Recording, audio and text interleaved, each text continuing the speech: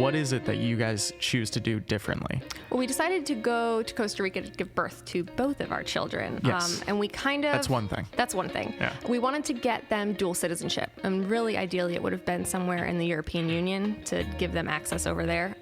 But it's too difficult. So Costa Rica popped up a couple times on our search list, and then we found some blogs of people who had done it already. And we really lucked out because we flew down. I was like 4 weeks away from my due date, and we knew no one. We flew in at like 1 o'clock in the morning. And Mike and I at this point... This is the first one. This is the first time we've ever gone to Costa Rica. Our first child.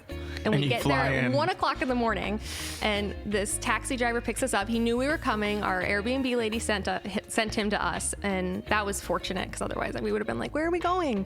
But we got so lucky. Our Airbnb was amazing. The woman who ran it, we still talk to frequently. We went back and stayed with her for the second baby.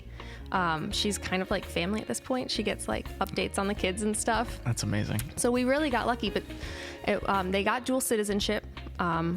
It was half the price paying out of pocket there that it would have been to give birth here with insurance.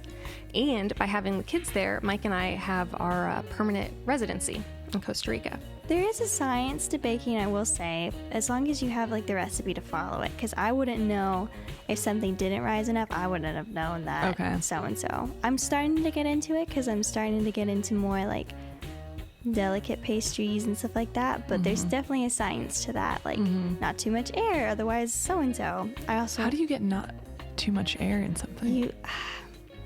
If you're like whipping it, you just don't want to whip it as long. Okay. I started watching the Great British Baking Show. So. Ooh, is that good? Is that helpful?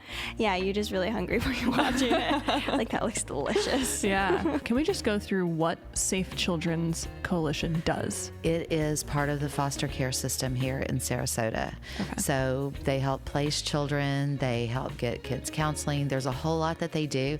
And I don't even know everything. And that is why next week on Coffee Talks, we're going to have Kristen Candle and perhaps someone else from Safe Children's that can come in and give us a little more information. Okay. But what our goal as a partner with them is we really want to raise awareness for the need for foster homes. It's huge. Sarasota is really in dire need of foster families.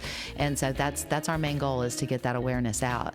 That being said, these kids need backpacks to go back to school, and we're so good at it. That's the one thing about Suncoast, is we ask for something, it shows up. Yeah. So last year we got like 1,600 backpacks, which was what probably was the goal? More...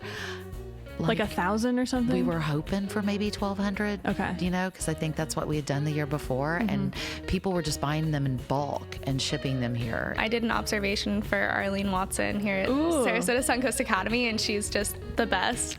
And it was so cool to see how her classroom worked. The way she had it decorated was beautiful, and she had songs for every time something happened. Like at lunchtime, a song played on her phone, peanut butter jelly time.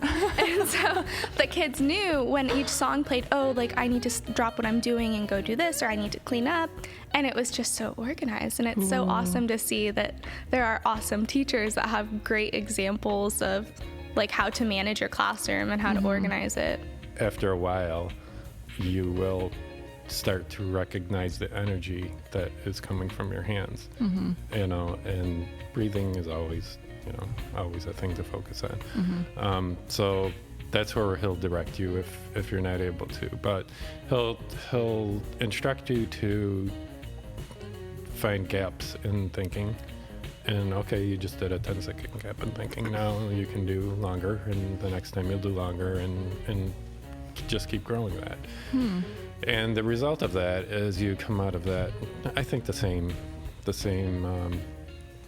result from meditation is that you come out refreshed, enlightened a little bit. If there were some things that you needed to work on, you know, maybe they're more clear now.